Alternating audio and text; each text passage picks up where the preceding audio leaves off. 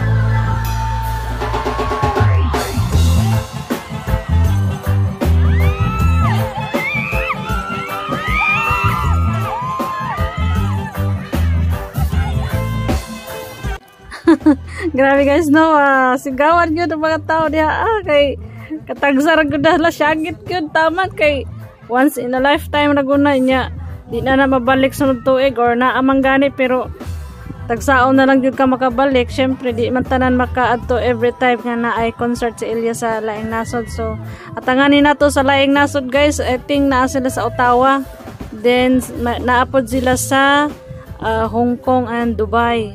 Then other countries pa, may Canada pa. Wow, grabe talaga ang blessing ni Elias karon nga tuiga. So congratulations sa mga makasabak ug makatan-aw in person kay Elias. So natudta nga kanang daghan pa blessing maabot ani nila. God bless and all.